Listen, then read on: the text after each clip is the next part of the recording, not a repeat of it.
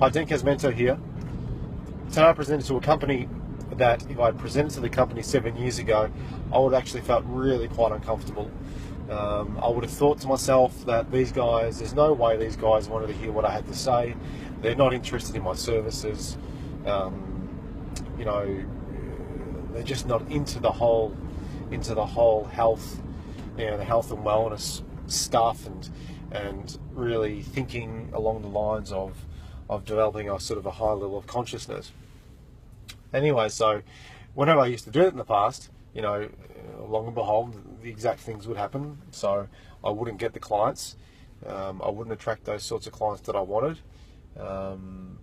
If we were to land those sorts of clients, the attendance, especially if we're looking in the corporate health space, the attendance of a lot of the sessions, seminars, fitness classes, whatever, would be quite low. And from the coaching space, if I was working with a client, 9 times out of 10, they wouldn't fulfill their tasks and they wouldn't follow through with the process. Anyway, today was a real eye-opener when I presented this one particular company. And I think for me personally, it was quite a valuable learning.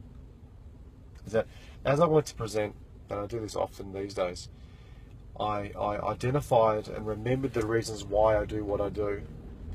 What the real purpose is behind me spreading my message of,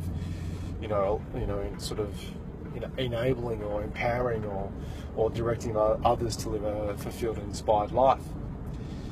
And specifically identifying, what the real value is for me in doing that, and relating that back to my highest values. And for me, my highest values really are my children and my wife is number one, and empowering change is number two, and obviously this element of health and fitness and health and wellness and living a well life are three of the most important things that I value in my life. Anyway, I went through the process just before the presentation, just reflecting on the reasons. What is the value of me presenting this? What is the value of me presenting this presentation, and how is that linked back to my children? And to my wife Christy, and to that of empowering change and to health and wellness. And I came up with a dozen things, and I felt that as I was presenting today that there was power behind my message. Well, I felt it. I felt that I knew why I was standing up there, and I found it really quite easy to deliver that message, because I believe that when you come from a place of inspiration, that there's no desperation in your message. And as I always say, that other people won't believe or value what you don't believe or value yourself. So I think it was really important. I think it's a good lesson for myself and to you guys, or to anyone who's listening, is that I really do think that whatever situation you're in any part of your life, if you remember that everything that we do and how we live a fulfilling life is based on what it is that we really value. Otherwise, we wouldn't be doing it.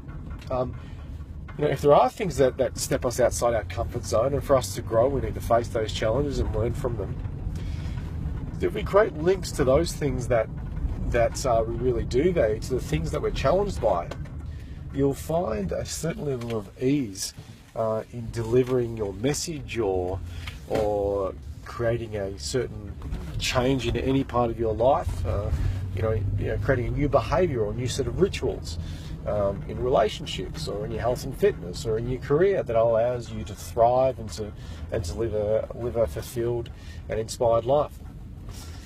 So if you want to find out more on how to really identify what it is that you really value, and some quick and easy processes to start to create that certain level of inspiration that allow you to sort of really be inspired in all areas of your life right now, make sure you send me an email at info@deancasmento.com.au, or jump onto my website at www.deancasmento.com.au. If I don't hear from you, I look forward to seeing you shortly. Take care. Bye.